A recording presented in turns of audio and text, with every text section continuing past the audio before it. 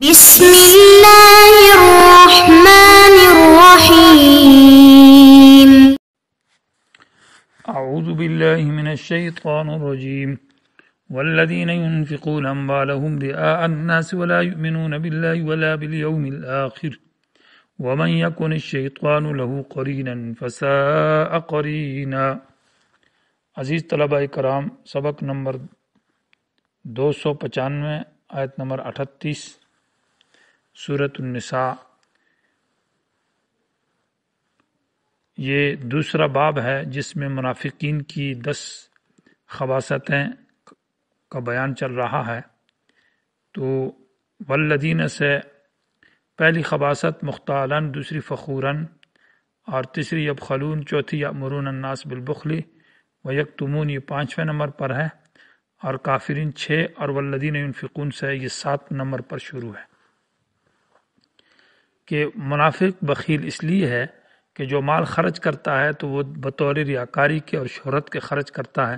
جو آدمی بھی بطور ریا یعنی لوگوں کے دکھلاوے کے لیے مال خرچ کرے تو اسی کو بخیل کہا جاتا ہے کہ اللہ تعالیٰ کے مصارف میں خرچ نہیں کرتا۔ والذین ينفقون اموالهم، جو خرچ کرتے اپنے مالوں کو رعاء الناس، لوگوں کے دکھلاوے کے لیے۔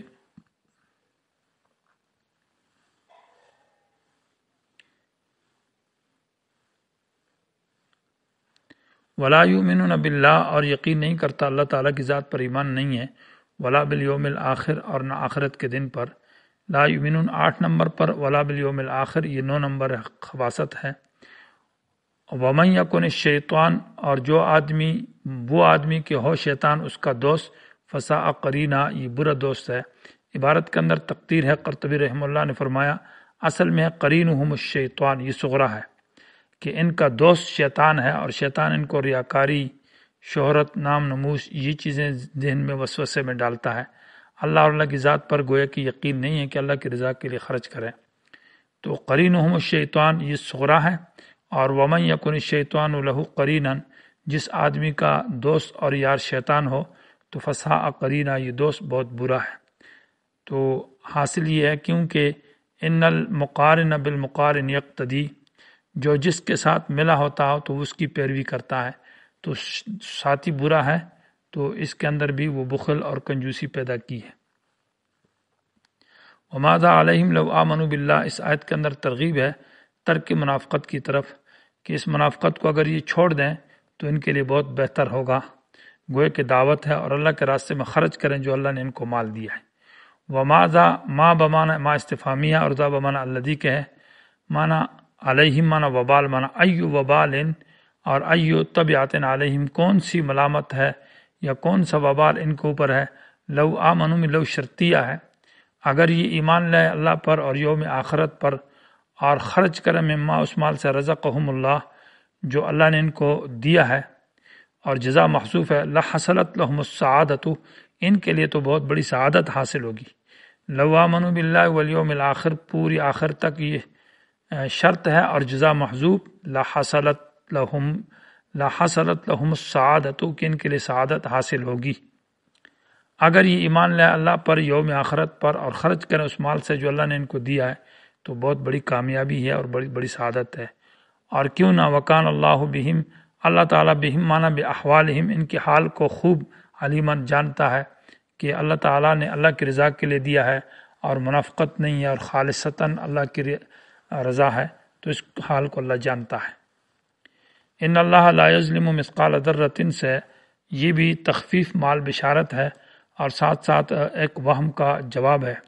وہم یہ پیدا ہوتا ہے کہ منافق کے دل میں یہ آیا کہ جب میں آستہ دوں گا تو پتہ نہ چلے گا تو مجھے ثواب نہ ملے گا۔ تو اللہ تعالیٰ نے جواب دیا کہ اللہ سے تو ایک ذرہ بھی چھپ نہیں سکتا، اللہ تو ہر ذرے کو جانتا ہے۔ تو اگر خفیہ دے دیا تو لوگوں کو پتہ نہیں، اللہ کو تو پتہ ہے، ثواب دینے والا ذات تو اللہ ہے۔ اور اگر ثواب نہ دیا جائے یہ تو ظلم ہو جائے گا۔ ان اللہ، بے شک اللہ تعالیٰ، لا یظلم، یہاں ظلم بمانا کمی کے ہے کہ اللہ کم نہیں کرتا، مثقال بمانا مقدار کے ہے، ذرتن ذرے کی مقدار کو بھی اللہ کم نہیں کرتا اس کی نیکی کا۔ ایک ذرے کے برابر اللہ کے راستے میں خرچ کیا ہے تو اللہ اس کا اجر اور ثواب دے گا۔ ذرہ ابن عباس رضی اللہ تعالیٰ عنہ کی روایت میں چھوٹی چمٹی کو کہا جاتا ہے جو سرخ قسم کی ہوتی ہے. یا ذرہ کا معنی ابن عباس سے دوسرا قول ہے کہ زمین کے اوپر ہاتھ لگایا جائے، گرد و غبار میں دھوڑ لی جائے اور پھر ہاتھوں کو جھڑکا جائے، اس سے جو نیچے ذرات گرتے ہیں دھوڑ کے، گرد و غبار کے، تو اس ایک کو ذرہ کہا جاتا ہے. یا یہ ہے کہ جہاں ہوا کے اندر جو چھوٹے چھوٹے ذرات ہوتے ہیں سورج کی شعاؤں کے اندر، تو اس کو ذرہ کہا جاتا ہے. معنی مراد یہ کہ بہت کم چیز ہو تو اللہ تعالیٰ اس نیکی کا ثواب بھی اللہ کم نہیں کرتا، معنی ظلم نہیں کرتا. وَإِن تَكُ یہ خصلت کی طرف ہے، یہ ذرہ کی طرف. اگر یہ ذرہ حسنۃ نیکی ہے تو یضاعفھا، اللہ اس کو ڈبل کرے گا. ویؤتی، اور دے گا، من لدن، خاص اپنی طرف سے، اجرن عظیما، بہت بڑا اجر دے گا. اجر مانا ثواب دے گا، اور عظیمن بہت بڑا ہوگا. اور اگر یہ دوسری جانب نیکی ہے تو اللہ ڈبل کرے گا اور ثواب دے گا. یہ نہیں کہ وہ 49 کروڑ ہے یا کوئی اس کی خاص تعداد ہے، بلکہ یضاعفھا میں نے اس سے زیادہ بھی دیتا ہے اللہ تعالیٰ. فَكَيْفَ إِذَا جِئْنَا مِنْ كُلِّ أُمَّةٍ، یہ گویا کہ تخفیف اخروی ہے، اور ساتھ ساتھ اس کا ماقبل سے ربط یہ کہ جب اللہ تعالیٰ ظلم نہیں کرتا لیکن اعمال، برے اعمال کسی کے ہوں اور برے اعمال پر شہادت قیامت کے دن مقبول شہادت پیش ہو جائے تو پھر تو اس پر سزا ہوگی. تو معنی یہ کہ کیا ہی برا حال ہوگا ان لوگوں کا اس صورت میں. فَكَيْفَ، معنی کیا ہی برا حال ہوگا، اذا جئنا، جب ہم لائیں گے، من کل امت، ہر امت میں سے، بشہیدن، ایک گواہ، کہ وہ ہر نبی ہے اپنی امت کے برے اعمال اور خلاف گواہی دے گا. وجئنا بکا، اور ہم لائیں گے، بکا آپ کو، یہ پیغمبر، علی ہؤلاء، ان لوگوں پر، شہیدن معنی گواہ. تو آپ صلی اللہ علیہ وسلم کو بطور تزکیہ پیش کیا جائے گا، جیسے کہ شہادتوں کا تزکیے کے لیے ایک دوسری شہادت پیش کی جاتی ہے. ہؤلاء کے اندر ایک احتمال یہ ہے کہ اس سے مراد انبیاء سابقین ہے، کہ انبیاء سابقین کے اوپر نبی علیہ السلام کو شہید گواہ پیش کیا جائے گا. ان کی جو گواہی ہوگی اس گواہی کے اوپر گواہی نبی علیہ السلام کی ہوگی، اور یہ شہادت بطور تزکیہ کی ہوگی. دوسرا قول یہ ہے کہ شہادت سے مراد، ہؤلاء سے مراد مکذبین رسول مراد ہے، جو کہ ہؤلاء انبیاء کی تکذیب کرنے والے ہیں یا نبی علیہ السلام کی تکذیب کرنے، ان کے خلاف آپ کو شہید گواہ پیش کیا جائے گا. یا ہؤلاء سے مراد موجودہ صحابہ کرام ہے، کہ آپ کو صحابہ کرام پر گواہ پیش کیا جائے گا. اس صورت میں اعلیٰ بمانا لام کے ہوگا، مانا جئنا بک لہؤلاء، ان صحابہ کرام کے لیے آپ گواہ بنیں گے. یا ہؤلاء سے مراد مکذبین ہے اور اعلیٰ اپنے معنی میں ہے. یا ہؤلاء سے مراد دونوں ہے، صحابہ اور مکذبین دونوں مراد ہے. اور یہ 4 قول ہو گئے. 5واں قول یہ ہے کہ اعلیٰ ہؤلاء سے پوری امت مراد ہے. یہ قول علامہ قرطبی رحمہ اللہ نے ذکر کیا ہے. تو اس صورت میں پھر معنی یہ ہوگا، اور اسی قول کو بعض حضرات نے پسند کیا ہے، کہ نبی حاضر ناظر تمام امت پر گواہی پیش کرے گا. لیکن اس صورت میں معنی یہ ہے کہ وجئنا بک علی ہؤلاء، اس پوری امت پر آپ کو گواہ لایا جائے گا.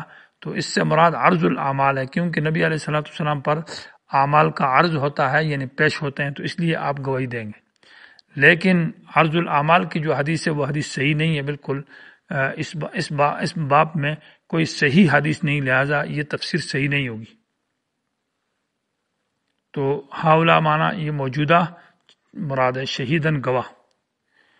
اور پھر یہ ہے کہ شہادت جو ہے وہ شہادت بمعنی تبلیغ کے ہے، اور شہادت کے لیے ضروری نہیں ہے کہ مشاہدہ دیکھنا، بلکہ شہادت بالتبلیغ، یعنی تبلیغ کی شہادت دے گا. جیسے کہ اس میں اصح قول یہ ہے کہ آپ ان پر شہادت دیں گے، تو آپ صلی اللہ علیہ وسلم نے، وہ دوسری حدیث کے اندر ہے کہ میں اس طرح شہادت دوں گا جیسے کہ مجھ سے پہلے میرے بھائی حضرت عیسیٰ علیہ السلام نے شہادت دی ہے، کہ کنت علیہم شہیدن فلما توفیتنی کنت انت الرقیب علیہم، جب تک میں ان کے اندر موجود تھا، سورہ انعام کے اندر، سورہ مائدہ کے آخر میں، تو میں ان کو دیکھا، ان کے اچھے یا برے اعمال. اور جب میں موجود نہیں تھا تو پھر انت الرقیب علیہم، اللہ تجھے ہی پتہ ہے، مجھے پتہ نہیں ہے. یہی شہادت نبی علیہ السلام بھی دیں گے. یومئذ، یہ نتیجہ اور تتمہ ہے تخفیف کا. جب ان پر شہادت پیش ہوگی تو اس دن یود الذین، افسوس کریں گے کافر لوگ، وعصوا الرسول، اور وہ لوگ جنہوں نے رسول کی مخالفت کی ہے کہ لو تسوا بہم الارض، کاش ان پر زمین برابر ہو جاتی. لو تمنیہ ہے مانا کاش ان کے اوپر زمین برابر ہو جاتی، یا لو مصدریہ ہے مانا زمین کی برابری کی تمنا کریں گے. تو اس کا مطلب یہ ہے کہ زمین ان کو مار دیا جاتا اور زمین کے ذرات اور زمین کے اجزاء میں مل جاتا ہے تو بالکل زمین کے ساتھ برابر ہو جاتے ہیں. یا معنی یہ ہوگا کہ تمنا کریں گے کہ کاش باس بعد الموت نہ ہوتی، کہ ہمیں دوبارہ زندہ نہ کیا جائے گا. یا معنی یہ ہے کہ لو تسوا بہم الارض، کہ یا لیتنی کنت ترابا، کہ کاش ہم مٹی ہو جاتے جیسے کہ جانوروں کو مٹی کر دیا جائے گا. ولا یکتمون اللہ حدیثا، اور یہ بات نہیں چھپا نہیں سکیں گے کسی بات کو. معنی یہ کہ ان کے اعضاء، ان کے آت اور ان کے پاؤں گواہی دیں گے، یہ کسی بات کو چھپائیں گے تو چھپا نہ سکیں گے. جبکہ حضرت ابن عباس رضی اللہ تعالیٰ سے کسی نے پوچھا کہ سورہ انعام میں تو ہے ما کننا مشرکین، کہ ہم تو شرک نہیں کریں گے، اور اس طرح سورہ حامیم مومن کے اندر، سورہ غافر کے اندر بھی ہے کہ وہاں یہ بات ہے کہ ہم نے شرک نہیں کیا. تو اس کا جواب حضرت نے دیا کہ یہ مختلف مقامات ہوں گے، بعض مقامات پر یہ بات کو چھپائیں گے اور بعض مقامات میں یہ ذکر ہے کہ نہیں چھپا سکیں گے. یا لا یکتمون اللہ کا معنی عدم استطاعت مراد ہے، کہ چھپانے کی کوشش تو کریں گے لیکن چھپا نہیں سکیں گے.